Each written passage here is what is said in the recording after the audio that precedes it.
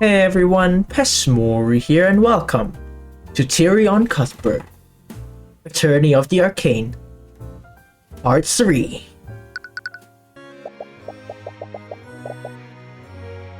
Has Pierce told you all the details, Mr. Rudolph? The red-nosed reindeer? Will you remember them? Yes, I pride myself on my what the hell is this word? Whatever. Yeah, it does not look very convinced. Just so there's no misunderstandings, I do not approve of this. You said it yourself, Lady Steelwind. There's no possible way that I could have done the deed. It has to be the bastard child. We don't know what sort of tricks Ruby Tamora might pull tomorrow. Just see this as a way of securing the just verdict. Her trick is me. Right? Right. Oh man. This is where the fun begins. Yosh, it's time. Hello, Mr. Cuthbert. Oh, hi, Mr. Mora. I can't get over her age is 46. You're a lot less jumpy than you were yesterday. I'm glad to see you're finally getting used to things. So, what did you find in your investigation? I tell her about privilege and discrimination against the poor. There aren't a lot of clues that point to what actually happened. Yeah, I know a lot of details about the crime scene, but nothing about the crime itself. Which means I'll have to rely solely on pointing out contradictions in the witnesses' testimonies.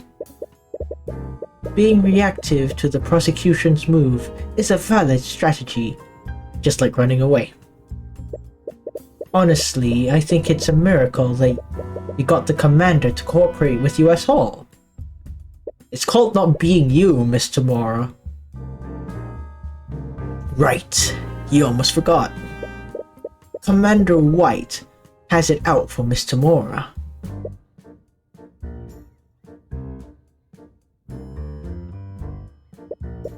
Actually, I wanted to ask about that. Did something happen between you and Commander White? Miss McCoy, please proceed to the courtroom with your defense team. Who's Bayleaf? I mean, not the Pokemon Bayleaf or the actual Bayleaf. I don't know how to pronounce that name. Let's go, Tyrion. The trial's about to start. You should go. The judge is waiting. Right.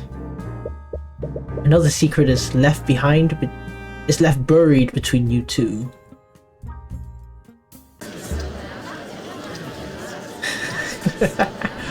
Oh boy. Court is now resumed for the trial of Celeste McCoy. Let us review the proceedings from yesterday. Yesterday, the defense presented some shocking oversights made during the investigation. Yes, I personally saw to it that the investigation was conducted properly this time. Yeah, man. Oh, you. I see. I suppose that puts my mind at ease. That looks more high-tech than magic. At yesterday's trial, we found an inconsistency between the crime scene photo and the autopsy report. Because of this, the defense tried to push the following narrative: that a third party must have interfered with the crime scene to frame the defendant. However, the prosecution has discovered another explanation. The individual who discovered the body would like to testify as to what he saw that night. His eyewitness account will clear up what actually happened. Interesting. It was under my understanding that the individual in question wanted to remain anonymous. Supposedly, this witness was within the gallery of the trial yesterday. After yesterday's proceedings, he felt that he couldn't stay silent any longer because of the incompetence. So that's her plan. But why would the witness change his mind like that? Is he the murderer? Did Steelwind persuade him? Or is something suspicious afoot? Very well. Let's hear from this witness. Witness, please state your name and occupation for the court. My name is what the hell is his name? My name is Rice Reginald Rudolph, the red-nosed reindeer.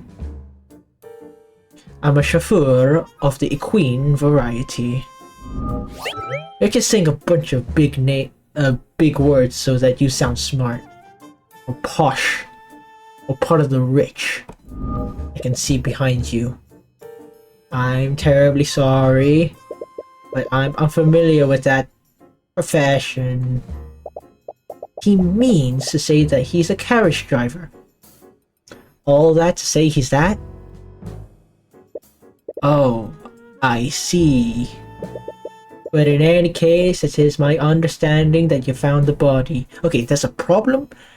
You know, if the judge can't understand you, you know you're doing something wrong.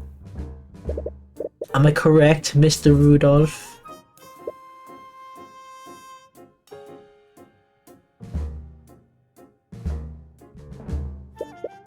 Rudolph appears to be writing something in a notebook. He must be writing his confession. Or his will, because I'm gonna obliterate this. He writes with incredible speed. His pen only makes contact with the paper for maybe a second before he's filled an entire page. What kind of writing is that, man? Mr. Rudolph? Ah, forgive me. I was merely taking notes on the people in this room. Very sus. Very, very sus. Taking notes. The witness has a certain compulsion to keep a record of every event he witnesses. I see. And I assume we will receive an accurate testimony of how you found the body? Ah, correction. You don't receive an accurate testimony or an accurate record. You receive his view or what he wants you to see, you know? Actually, I witnessed much more than that. I saw the crime as it was being committed. And I recorded everything I saw. What? That is quite the claim. If that's true, why did you choose to remain silent until now? We had initially concluded the evidence alone was decisive. Therefore, we saw no need at the time for his testimonial. However, those circumstances certainly changed during yesterday's trial. There's no way the prosecution wouldn't leverage eyewitness testimony from the start. Something else is happening. Very well. Mr. Rudolph, please testify to the court about what you saw that night. Of course. Okay. I was transporting a client in my carriage that evening. We were driving by the McCoy Tavern when we heard a disturbance. This occurred at 1:28 a.m. Worried that something was amiss, I walked into the establishment to see what the commotion was about. There I saw the defendant. She was lit by the blue glow of the dining room lights. She had stabbed Flintheart McCoy and was channeling magic into her sword. She removed her sword from Flintheart's chest. As he slowly turned himself to face her, she stabbed him again in the front. She soon realized that I had witnessed her heinous crime. She let the body hit the floor, fled the scene.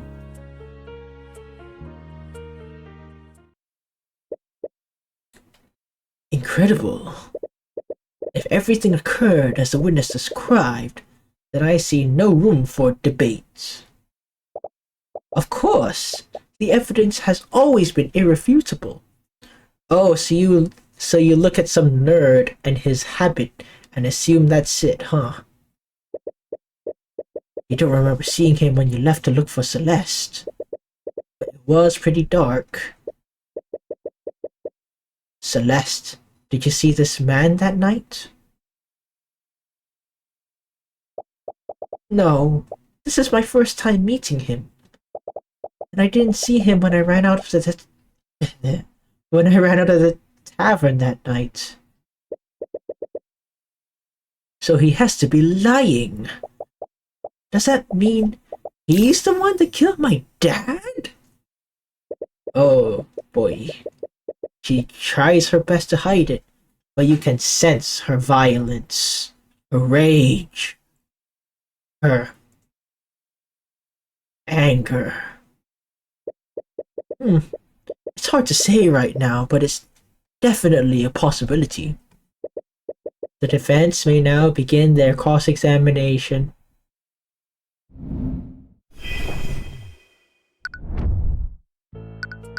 Okay.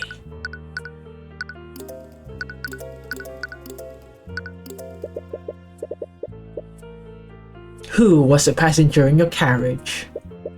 Well... The identity of the passenger is irrelevant. This witness is the one who actually observed the crime as it occurred. If there was another person at the scene, they may also have crucial testimony. The passenger is under no obligation to testify before the court. And the current witness's account of the events is more than adequate. This nerd, just because he's a nerd that can write really quick? Wow. And also he's rich, maybe that's why, huh? I agree. I see no reason for the witness to disclose the identity of their client. Unless the defense can present a more valid reason to do so, they will leave it at that. Okay. I see how it is. Wait, what? You must have come up with a detailed story beforehand and wrote it down. That nerd. His little quirk of writing down everything is the perfect cover for him to read over his nose. That's what I've been saying. I guess it would be hard to catch him lying if he has a way to keep his story straight. Accurate, yes. Non-biased? No. Actually, it's just the opposite. With all those details, it'll be that much easier to find an inconsistency.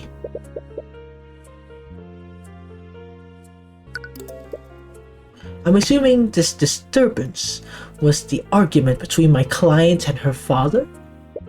Yes, I heard two voices.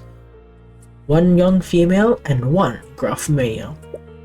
Presumably, these were the voices of Celeste and Flintheart McCoy. Right. That matches up with what their neighbors heard too. What did you do after hearing this disturbance, Mr. Rudolph? You stopped your carriage in the middle of a job? That seems pretty abnormal for a carriage driver. What did your passenger think of this? He had no quarrel with it. No, he had no quarrel with it. What kind of passenger will be okay with you stopping mid-drive? The passenger's thoughts on the matter are irrelevant to his testimony, unless you have any hard evidence to prove otherwise. Now then, please tell us what you saw in the establishment, Mr. Rudolph.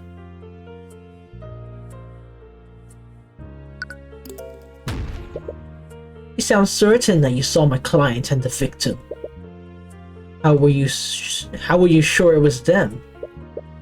Linthart McCoy and his daughter were well known within the town. Linthart made himself quite known in the region through his social activism. Well, that is a very professional and light way of putting it. I would have just said straight up terrorism. A young Celeste dresses in the manner that is far wealthier than the townsfolk of Orenhaven. Do you live in the same town as the McCoys? How do you know this information? I don't live there, but my work brings me there quite frequently. The witness's place of residence has no bearing on this testimony. What matters was that he was there when the murder occurred. I mean, so was the murderer. So was the victim. You know? Why is Steelwind deflecting questions about his personal life? So, you're saying my defendant stabbed him twice with the sword? Yes, that's exactly what I saw. But there's only one visible wound on the body. If what you say is true, then that means that she stabbed him through the same wound. Isn't that extremely improbable? Improbable, but not impossible. The chances are low, but not zero. It is strange, I'll give you that. But nevertheless, that's what the witness saw happen. She's really reaching with this. But you won't get anywhere unless you can prove he's lying. And you let her get away. I'm just a simple carriage driver. I have no way of combating an armed assailant. Yeah, that is true.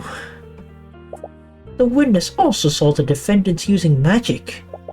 Did you honestly expect a chauffeur to subdue an armed mercenary? Good point.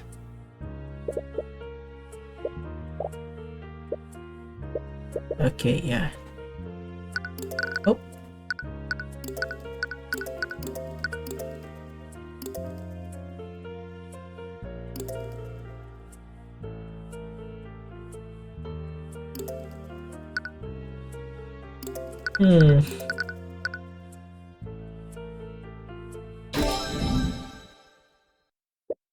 Witness, you testified that you saw my client murdering the victim. What's more, you claim to have seen her performing magic while doing so. Yes, I could never forget such a grisly sight. That moment was burned into my memory. Funny you say that. How so? Because your entire testimony was a complete lie. What? Are you accusing the witness of perjury, Mr. Cuthbert? You should know better than to throw out baseless accusations. My accusation is far from baseless, Prosecutor Steelwind. Take a look at this. The dining room lights are artificery devices that are powered by an arcane power cell. However, that same arcane power cell was broken during the night of the murder. The dining room lights had no energy and the room would have been pitch black. The witness couldn't have seen anything, much less a homicide. Gotcha. Wait, I can explain. There's no need, witness. You could have easily seen another source of light. Perhaps one of the McCoys lit a candle because of the blackout? The witness clearly described the source of blue light. Flames aren't blue. Okay, like, really hot ones are, but not. A candle or a lantern wouldn't emit a color like that. Then the witness was clearly mistaken. Oh, hell yeah, he is. The witness recorded everything he sees in his notebook. He even remembers the exact times that each event occurred. So why would he be incorrect about such a clear and obvious detail? Oh ha ha ha. No. What the witness saw was clearly some form of magic. Whether it be artificery or an arcane spell. Gotcha. That's it. What was it, witness? I must have made an incorrect assumption. Please allow me to revise my testimony. Haha, he looks pissed. He looks pissed at your incompetence, nerd. What do you think this is? What do you think of this, Miss Prosecutor Steelwind? If the witness wants to revise his testimony, then I see no harm in obliging him. And you, Mr. Cuthbert? If he thinks he saw something different, then it's only fair to hear him out. Haha, you'll tear through his lies no matter what he does. Because he's a dummy. Oh, the music's much faster, damn. I remember. Yesterday, it was revealed that Flintheart was killed using magic. I must have seen Flintheart's daughter channeling a magic spell. The spell was called Mage Blade. Am I correct? That's it. The blue glow I saw must have been created by Mage Blade. I see. So that blue light you saw came from the defendant's magic. Mr. Cuthbert, you may proceed with your cross-examination. With pleasure. You screwed up now. Oh god. Why is the music so fast? Are you changing your testimony based on yesterday's trial? No, I assure you. That's not what I'm doing. But after thinking about it further, I think I finally understand what I saw. No take-backsies? Oh, there's gonna be a take-backsie, ain't there? Wouldn't that be pretty noticeable? The witness is of the common folk. Yeah, because rich people have better eyes and ears. Furthermore, the defendant's magical ability wasn't known to many until the night of the murder. What reason would the witness have to think he was witnessing magic? He would just think the sword was wreathed in a glow by some other means. How? Like what? Fire? That last part is a bit far-fetched, but you can't really refute it right now.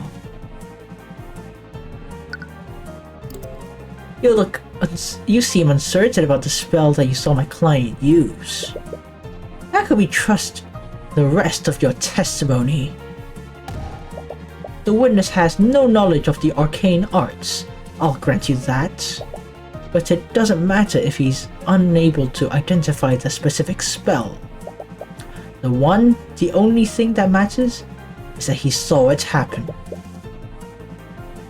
You won't get anywhere unless you can prove that he didn't see Mage Blade. Oh, you look worried, mate. You have every right to be. You don't sound so sure of it yourself. I wasn't sure of it at first. But then I remembered that Flintheart was killed using magic.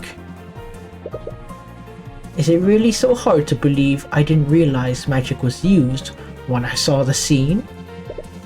I suppose not. Not that you actually believe him. He just keeps telling lie after lie. Celeste is trying to keep her composure, but you can see her firmly clenching her fists. He's trying to cover for his mistake. Oh, he's trying to cover for his mistake. I'm sure he's just making things up on the spot now. He doesn't know how magic works. I've never seen this before. This is very, nice. I bet he barely understands what Mageblade even does. Right. There has to be a flaw in his testimony because of that.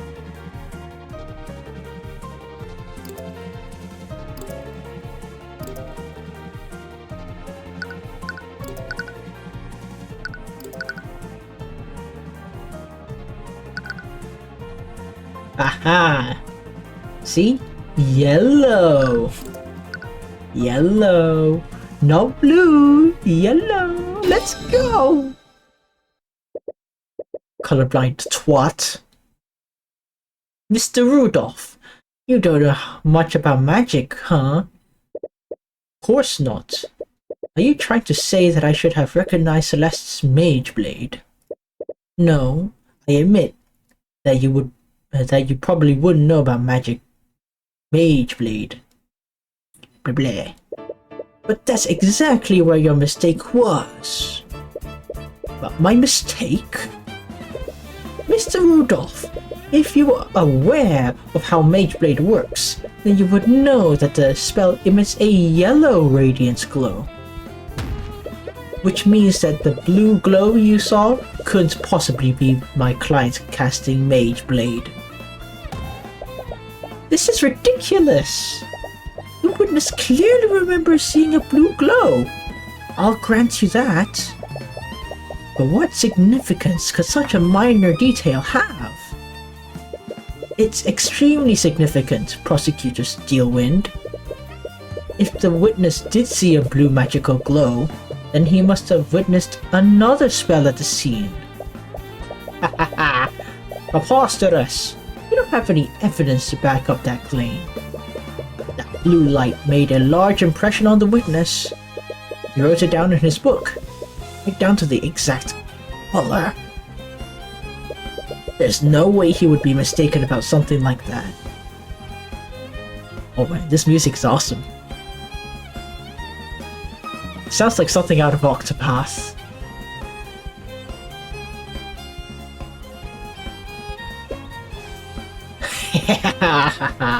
You're so screwed now.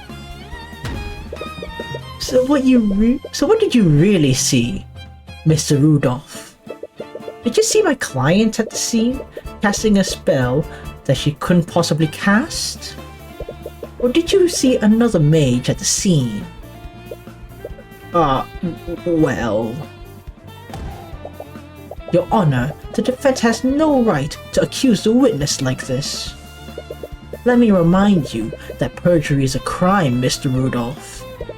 If you are found to have lied in your testimony, you will be prosecuted. And I'm not gonna be your defendant. I'm not gonna be your defense lawyer. No, wait, please.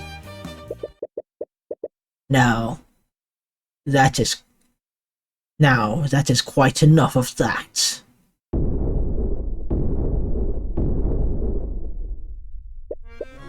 Garrick Pierce suddenly steps down from the gallery and walks to the witness stand. He's breaking every possible rule in the book, but no one in the room dares to stop him. Because he's rich. The bailiff looks to the judge nervously. The judge just narrows his eyes and carefully watches Pierce.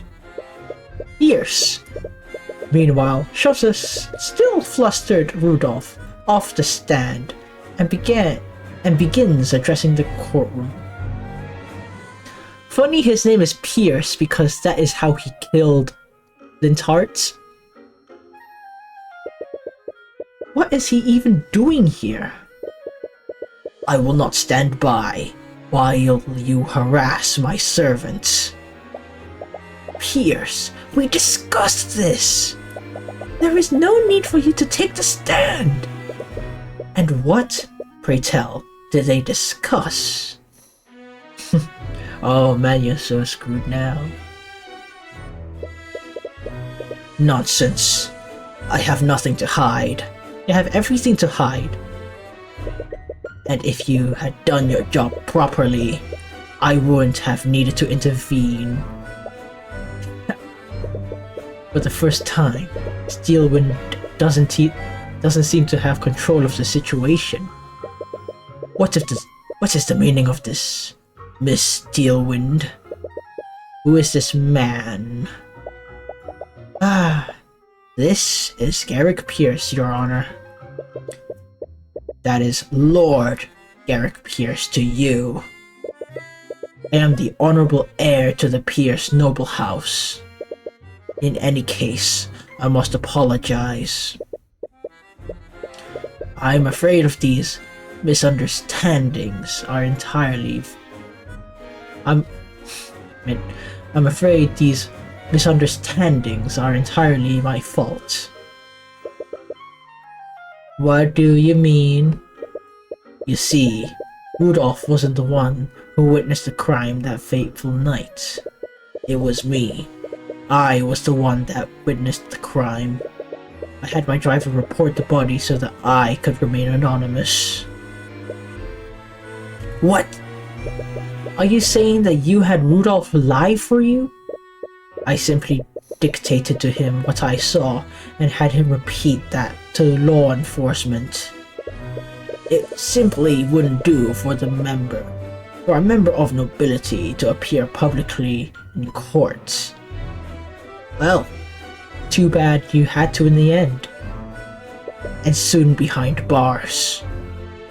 Lord Pierce, regardless of your intentions, this is a very clear act of perjury. But from the look on the judge's face, you can easily tell that he won't face any actual consequences. You know why? Because he's rich. I understand, and I will accept the non-existent consequences of that. But I would be remiss if Rudolph's shoddy testimony allowed that girl to escape her crimes. Please please let me testify as to what I saw that night. Very well. This is highly irregular, but I believe the court will benefit from hearing your testimony. However, knowing that this misconduct will hurt your credibility, so will I. Very well.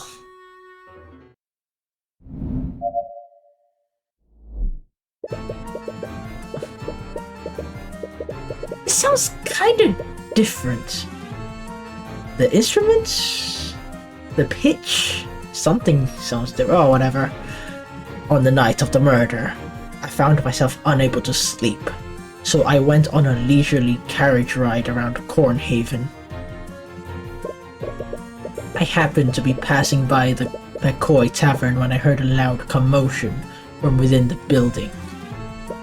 Curious, I stopped my carriage and took a single a step inside the establishment. Then I saw the scene inside. I saw the defendant stabbing that poor man twice with her sword. Garrick Pierce. He's a member of nobility. That means that he's probably a mage, right? And he's the only other mage that was there that night. Does that mean... There's no doubt about it. Oh wait, oops. He's the only other person that could have left a trace of transmutation on the body. He has to be the mage that we're looking for. Oh, ho, ho, ho, ho, ho, don't kill him yet. Sorry, this must be a lot for you to take in. Don't worry about me. Focus on taking him down. Oh, I like your spirit. I like it. Okay. Let's go. That seems like a strange way to pass the time. Not that you believe him for a second. The witness's eccentricities are besides the point. What matters is that he was clearly at the scene. I wouldn't quite put it that way, but nevertheless. I'm guessing this commotion was the argument between my client and the victim? One would conclude that, yes. As we all know, both of them became quite loud during their argument. It's not unreasonable to say that the witness here heard them from the carriage.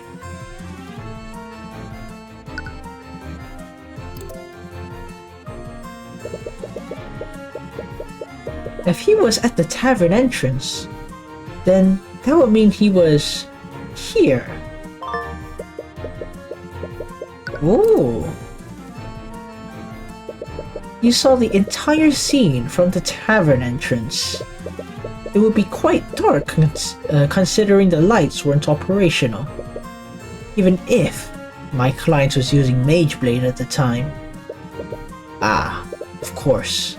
I had forgotten the detail. Couldn't see what was happening, so I used my magic to illuminate the scene. He used magic at the crime scene. Yes, I remember it clearly. I conjured blue light to illuminate the scene. That same blue light must have been what my driver saw. I thought that Rudolph didn't witness the crime at all. If I had to guess, Mr. Rudolph must have seen the blue light from his carriage. He must have made that detail a part of his testimony earlier. That actually makes a lot of sense. Now that you think about it. Rudolph was sure that he saw blue light. It would be strange if he was lying about that. But anyways, which spell did you use to illuminate this crime scene? It was the Conjure Light spell.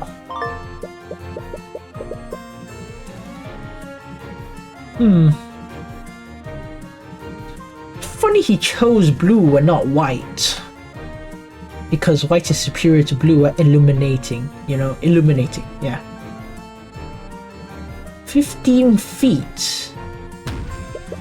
Your Honor, if the witness used magic at the crime, then I'd like for his spell compendium to be added to the court record. I see no reason to invade the witness's privacy over a trivial illumination spell. I agree. The defense would need a stronger reason to requisition the witness's spell compendium. Right you are, Your Honor. Your wisdom is truly fitting of your station. Oh, shut up! Casting a spell seems like a pretty significant detail to forget. For you, maybe. But for a practiced mage like myself, using magic is as natural as moving my arm. You admit that you wouldn't know what it's like to be a mage. And I assume that you're going to say that she stabbed him from opposite sides each time? Of course. Mind you, I have no idea why she would act like that. But can you prove that she didn't do exactly what I described? I suppose not. Not yet. Lord Pierce is definitely the murderer. which means that there has to be a lie in there somewhere. He keeps saying he stood at the entrance the entire time. If he killed my father, then he would have to be further in, right? Oh yes, is there any way you can prove he was further inside the building? Actually, yes I can.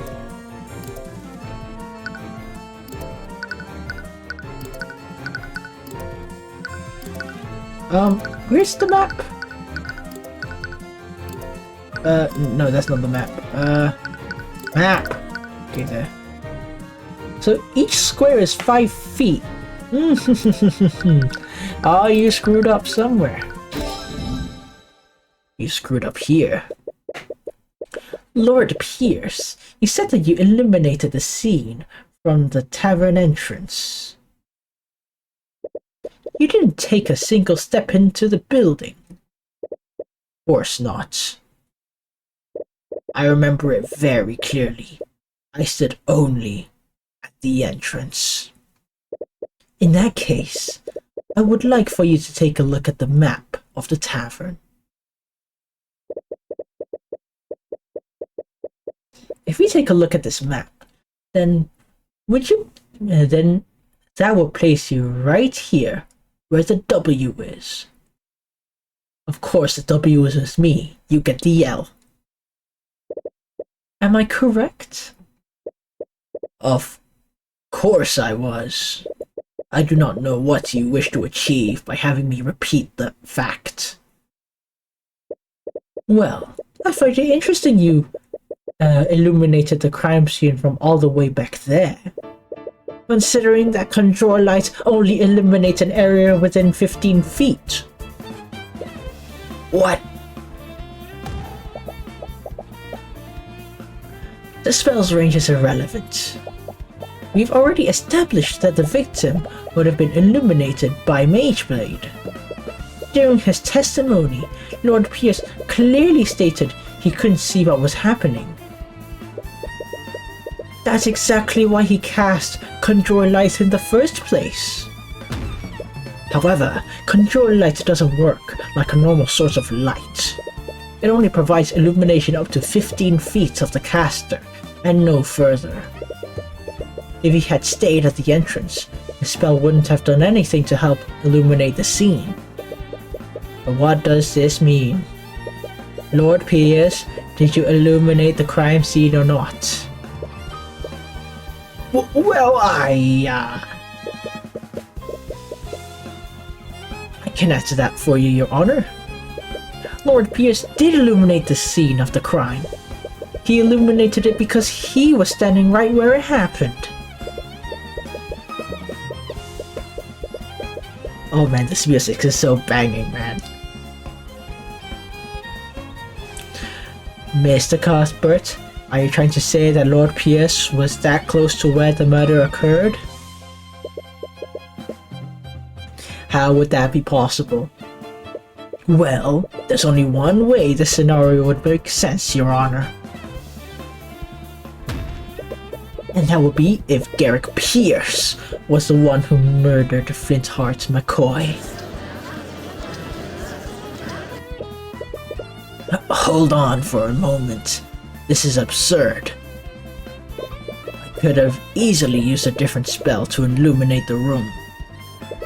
And which spell would that be, Pierce? The name escapes me. I'm not sure which one it was now that I think about it. You idiot. Well, maybe we can figure it out together. When you relinquish your spell compendium to the courts. What? This is a clear violation of my privacy. Steelwind, why aren't you objecting to this? If you had listened to my instructions, you wouldn't be in this situation. You've made your bed. Now lie in it. That is not a good quote. That is not a good quote. That is not a good quote. No, no, no. No, no. Don't ever say that again. Ever. Steelwind, you treacherous. That's enough. It appears the prosecution has no objections. Oh wait, wrong voice. With everything that occurred, I must ask that Lord Pierce relinquish his spell compodium to the court. Ha ha ha ha. Ooh, what the hell? Okay.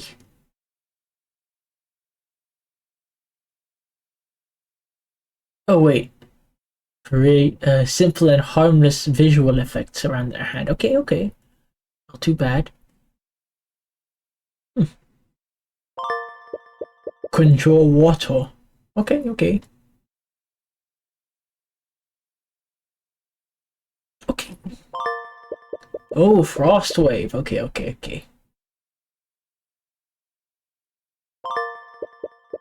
Shake liquid. Okay.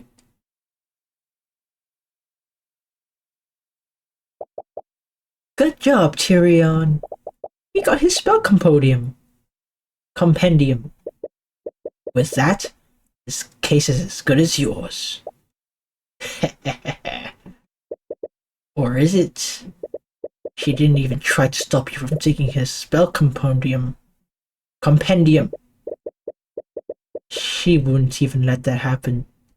She wouldn't let that happen just to spite Lord Pierce. She definitely still has something up her sleeve. Your Honor, I've looked at the spells in Lord Pierce's compendium. Conjure Light is the only spell he can cast that would shed a blue light, which renders his testimony and many of his statements false. Heh. You can practically hear Lord Pierce grinding his teeth. Your Honor, Lord Pierce is an idiot. A doo-doo head. A Mr. Poopy Sussy Baka. Lord Pierce could very well be a suspect in the murder of Flintheart's McCoy. The defense argues that this presents enough reasonable doubt to acquit the defendant. I acknowledge that Lord Pierce's actions are quite suspect. However, I will not pass a verdict yet. There is much more we need to learn. What? That's not how it works. You proved that there's a reasonable doubt. That should be enough reason to acquit me, right? In a normal case, maybe, but it's different for this trial. He's rich. The public won't accept an unsolved case involving magic. Unless we can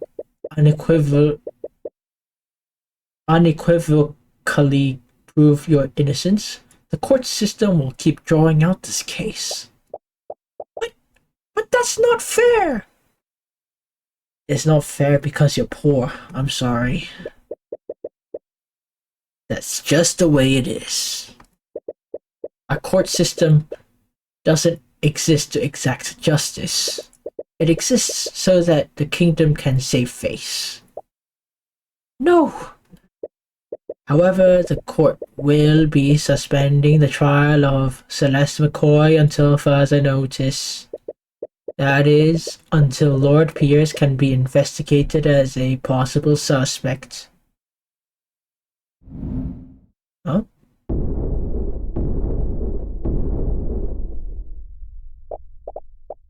A possible suspect.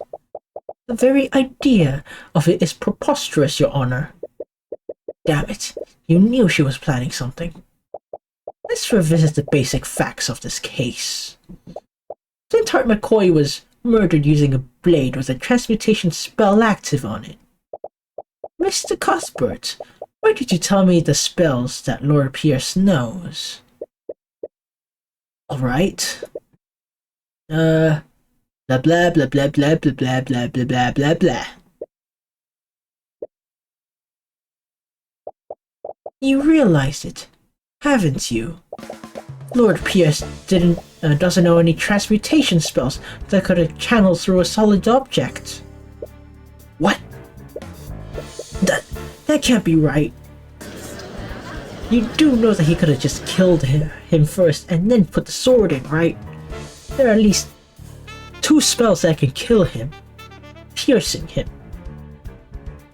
The word pierce is literally in his name. Ha! You're right.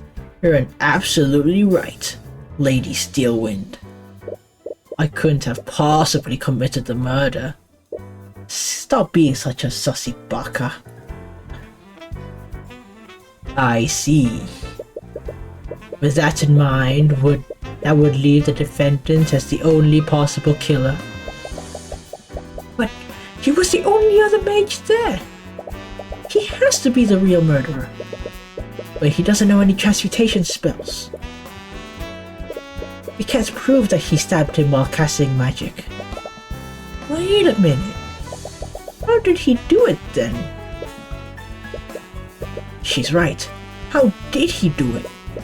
If there's traces of transmutation magic on the wound, then Flintheart was definitely stabbed by something magical. But none of his transmutation spells can affect his steel blade. Does that mean that he used something else? Ooh. The defense did cast some doubt on this witness's testimony. Nevertheless, I must conclude that he could not have possibly committed the murder. With that in mind, please wait, Your Honor.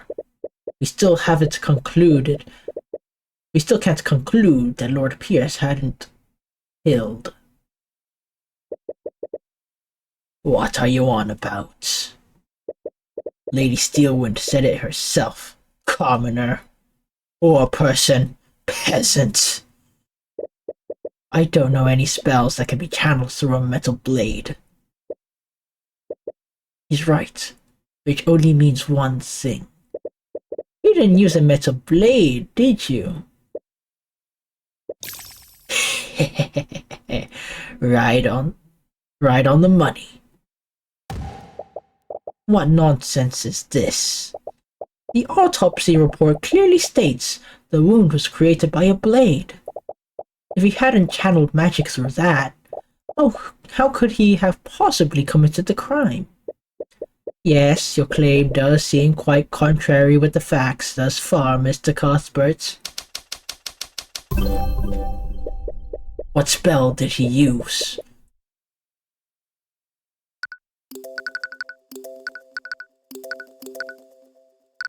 Oh boy. Oh, no going back.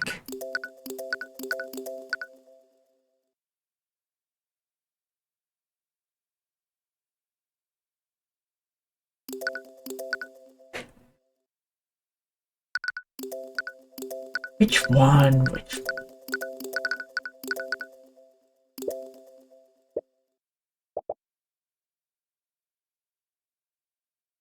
Oh, transmutation. Okay.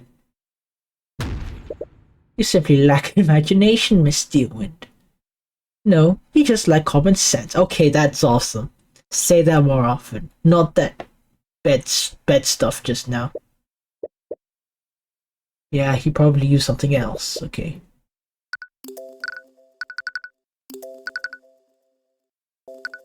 Okay. Shape liquid. Oh yeah. Okay, this is probably it.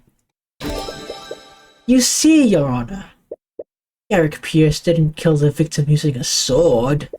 He killed him using an object shaped exactly like a sword. Ha. What? I'm afraid I don't quite understand, Mr. Cuthbert. I'd like for the court to take a look at Lord Pierce's spell compendium. Eric Pierce knows a seemingly insignificant spell called Shape Liquid. With it, he can control a body of water and shape it into any complex shape he wants. Then he can freeze that liquid, maintaining its current shape. Shaped like a sword. Haha. What? That is the face of defeat. Okay, that is the face of defeat. No! Is it possible that he... What do I have to say? What do I have to say for yourself, Lord Pierce? That's not how it goes. It's what do you have to say for yourself, guys? Come on.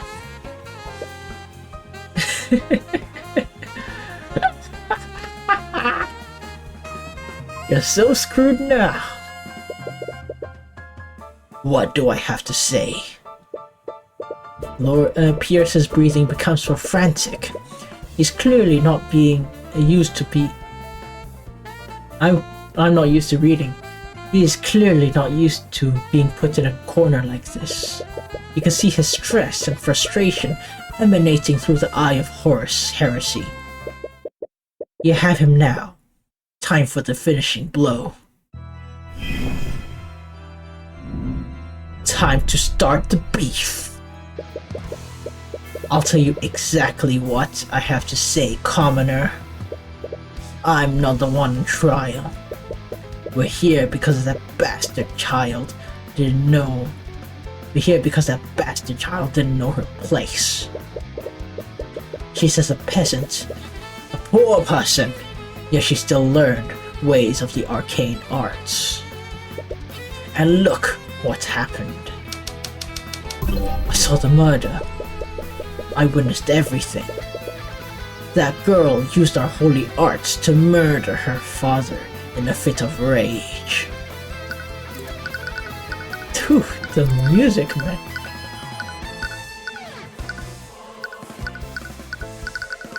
Very smart. I can't save it all. They knew.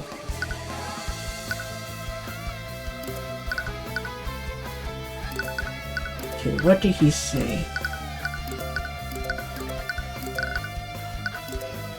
Shima. What do I say?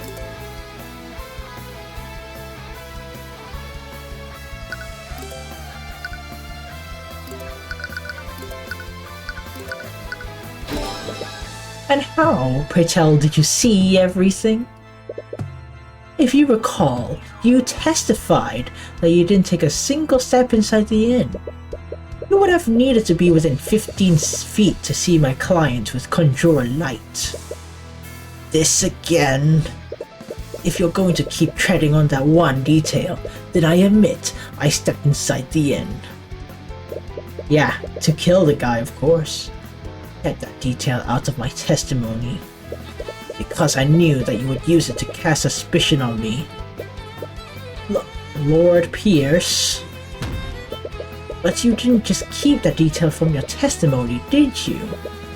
You testified the opposite. That makes you guilty of committing perjury.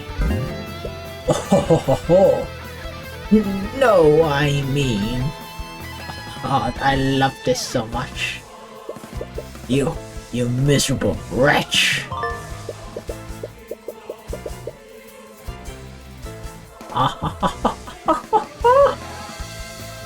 Jackpot. And let's not stop there. For your story to be true, you would have needed to be within 15 feet of my client. According to your testimony, my client had just finished committing a murder. Would she have noticed you? Aye. If you were that close, then you would have surely been close enough to apprehend her. So why didn't you? Don't you have a duty to your citizens? Shut up. Shut up, poor person. Dirty peasant.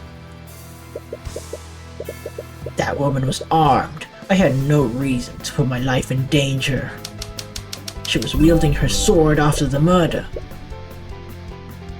I was mortified when I saw her holding that blade sword. My life was in danger. Oh,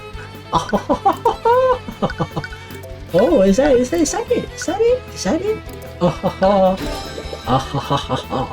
But that can't be right, can it, Lord Pierce?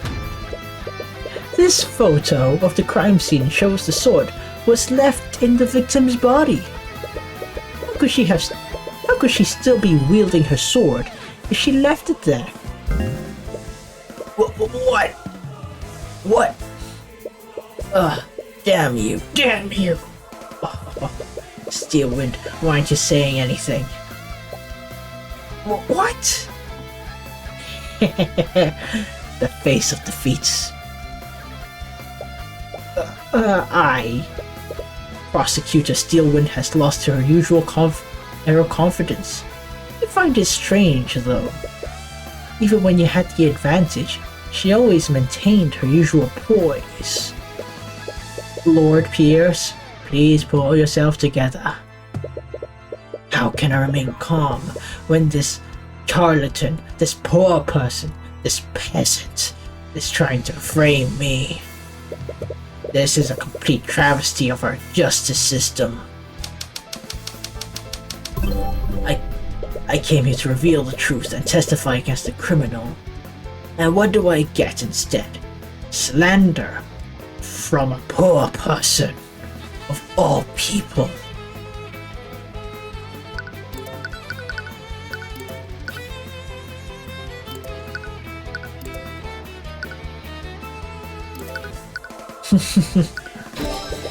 You talk about justice, but you committed several acts of perjury to twist the outcome of this trial. Ah, jackpot. You don't care about justice, you just want to further your agenda. So admit it, Pierce. You created a makeshift sword using shaped liquid and used it to impale Flintheart.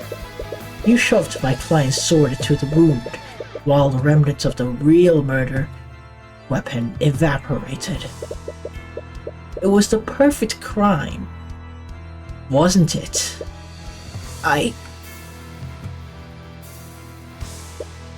Ho ho ho ho.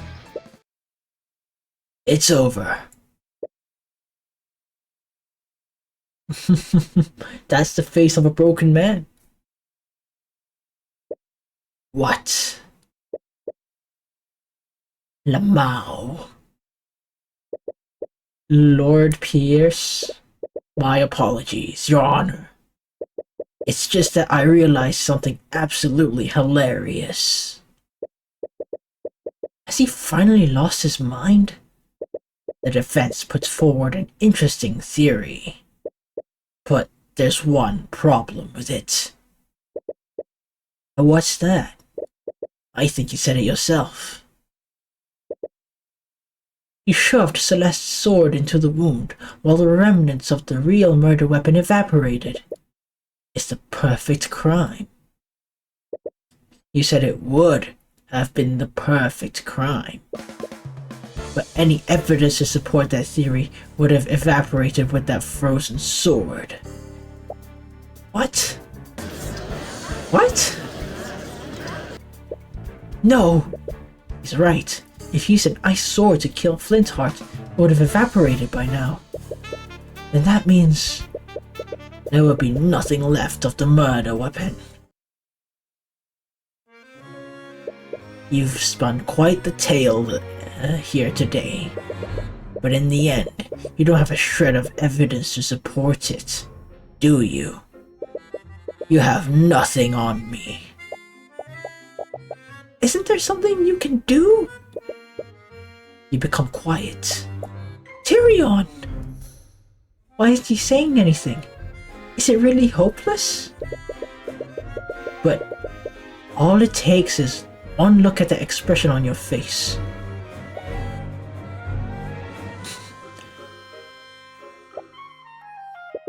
Any worry she has instantly disappears, because she realizes the expression on your face is the expression you made every time you defeated her. What is this? You can glare at me all you want. It won't change the fact you lost. I despise people like you. Gotcha. You twist the system to serve your own ends. You trample on the lives of innocent people. But as long as I'm here, I will never let that happen again.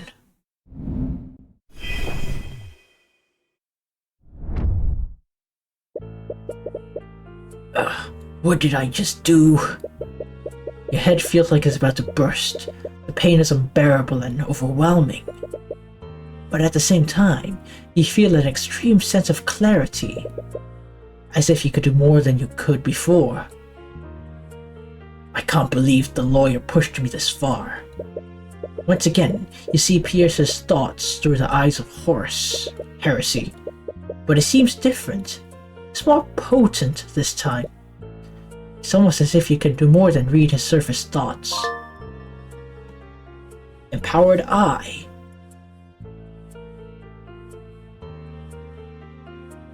Affect what he thinks about? Project item leads into Pierce's mind to evoke thoughts from him? Okay. Okay, so I need to project items on him to make him think about the murder. I completely forgot the instructions, by the way.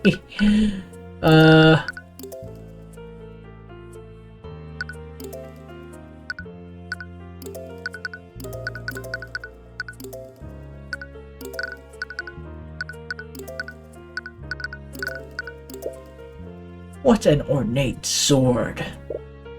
I wonder how a commoner like her obtained such a thing. I wonder if the Inquisition will let me have it once the girl is convicted. Nope. I really have an affinity for water magic, don't I? Should really learn some new spell formulas. Maybe a visit to the academy is in order. Nope. Why am I thinking of such a thing? Nope.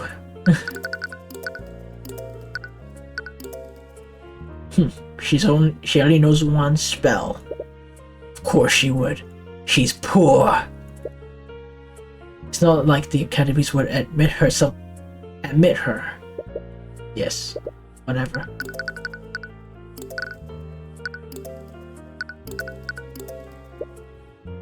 Even now, that image is lingering in my mind. I didn't expect this experience to have such an effect on me. Nope. Flintheart. How did it come to this? No, he was the one who decided to spread dissidence. You should have known what happened. If it wasn't me, it would have been someone else.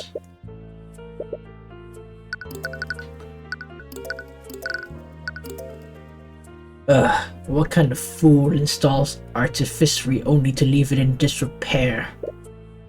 I would have never had to cast Conjure Light if those lights were functional.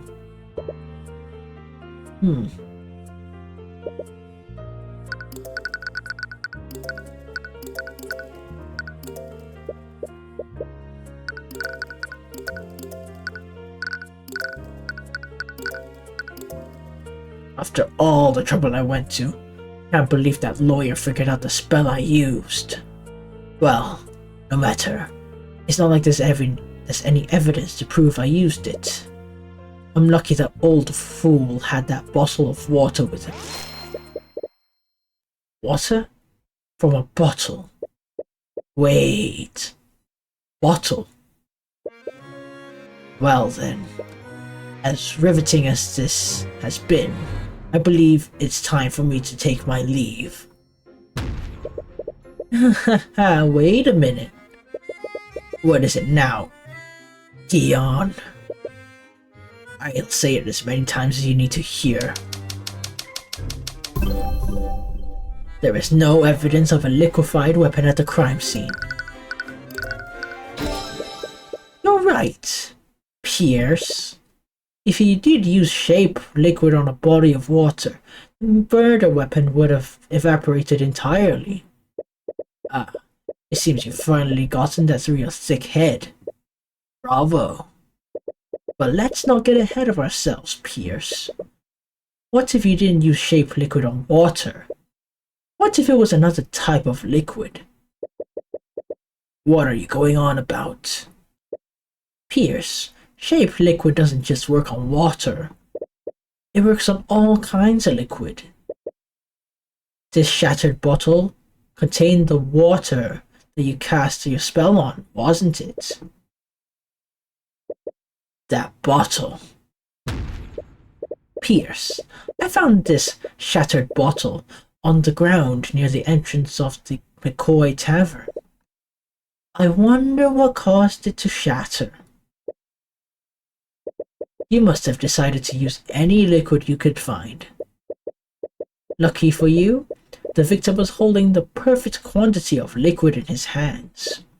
I wonder, Lord Pierce, if we had someone analyze the broken pieces of this bottle, would we find traces of transmutation magic? Oh ho ho ho ho ho! Yes! You little! That still proves nothing. So what if you find traces of magic on a shattered bottle? You still don't have a murder weapon. I wasn't finished. What? You see, the liquid contained in this bottle wasn't water. It was soda. So, what difference does that make? A blade of ice made of water would have evaporated entirely. But a blade made out of soda would leave a puddle of dried residue. No, it can't be. I wonder why there was such a circular trace of magic under the body. If we check the outline of the trace, I bet we'd find a dried puddle of soda residue. That would have proved you used magic on that soda. There's your murder weapon, Pierce. And that's checkmate. Ho. Bailiff, tell Orim to analyze the crime scene at once. He must determine if this puddle of soda residue exists. The time window to find traces of magic is closing. So we had our team search the crime scene for that soda puddle. I really can't believe it, but we found it. In fact, the outline of the dried soda lines up with the outline of the trace of transmutation magic. What? We checked the broken bottle too. There were traces of transmutation magic on it as well. No doubt about it. Someone used magic on soda. I see. Thank you, Orim. Please escort Lord Pierce back to the stand. Oh. You're screwed now. What do you have to say for yourself, Pierce? Humph. What do you think you've accomplished here today? Do you honestly think you can indict me? I'm an aristocrat from the highest echelons of society. That fool of a man was an insurgent. He was a threat to society, and I did my civic duty by removing him. Oh? Objection from her. You screwed up now. You really screwed up. The prosecutor is supposed to be prosecuting the client, not you. Oh, she switched teams, bro. She switched teams. Bailiff, escort the witness to the holding cell. Steelwind. First-degree murder is punishable by execution, Lord Pierce. I suggest you remain silent, lest you incriminate yourself further. What? You can't be serious. Shut your insidious mouth. Well, what are you all waiting for?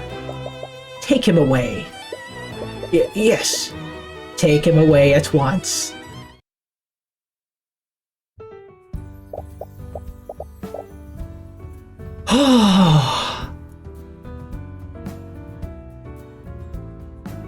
Whew, okay, finally. I can't believe it. You actually won. Tyrion, It's all she can do to hold back her tears. It's fine. Your face says it all. Thank you. You've more than exceeded my expectations today.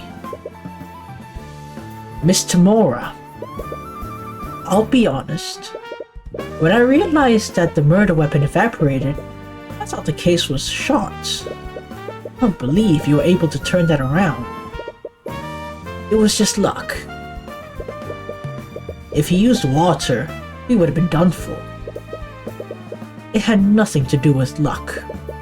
You were able to deduce which liquid he used.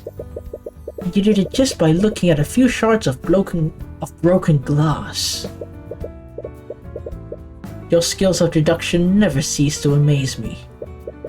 That's not exactly true. With Celeste there, you can't tell her about your new ability. You all are quite lively. Why is she so pissed? Why is she so pissed? Why? There is no need for such hostility. Though, I wouldn't expect any less from the Hound of the Eye Takers. The what?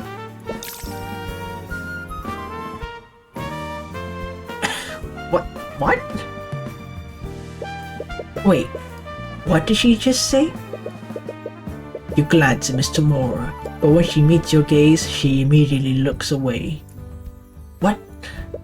She almost looks like she's focusing, almost as if to protect herself from a certain eye. I must admit, I was hoping to test my blade against you directly, Ruby Tamora. However, your protege proved to be more than a worthy adversary. Thanks? Is this some kind of game to you? Damn. You talk about trials as if they're some kind of competition. Your action almost condemned an innocent woman to death. Our system operates by having two powers of opposition. When those two powers are balanced, justice prevails. Make no mistake, your victory today was just our system working as intended. Ha, working as intended. You know very well our system only exists to protect your people. You know, what? She's not hiding it? He admits it. Okay. What? In any case, it looks like we'll be facing each other more frequently in the future. I'll look forward to doing battle with you again, Tyrion Cuthbert. My throat. What a strange girl.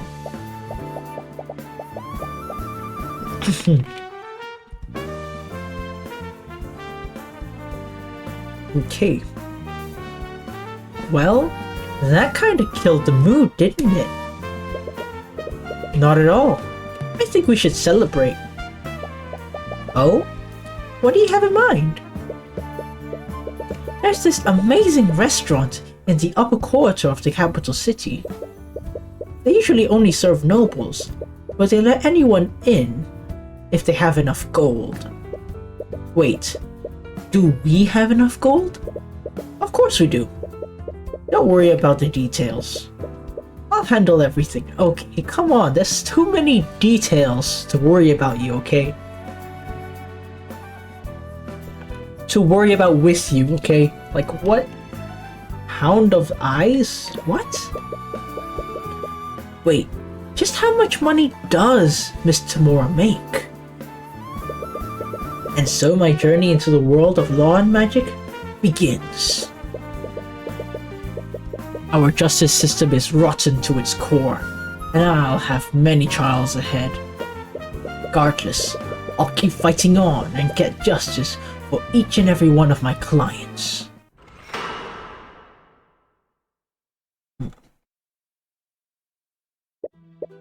This feeling. I knew it. My counterpart is finally awakened. Can't believe it. I've been waiting for so long. I can't wait for the day when I can see his eyes drape in agony.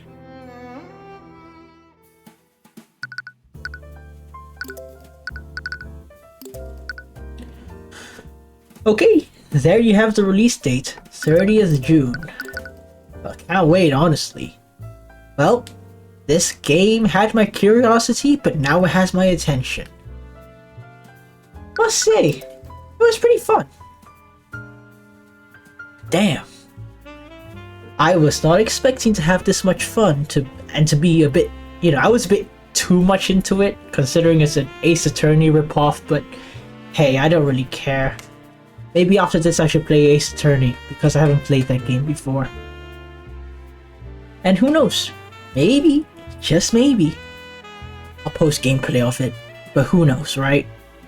Anyway, with that being said, thank you for watching my playthrough of Tyrion Cuthbert, Attorney of the Arcane. If you like what you see, stay tuned and stay awesome. Good night.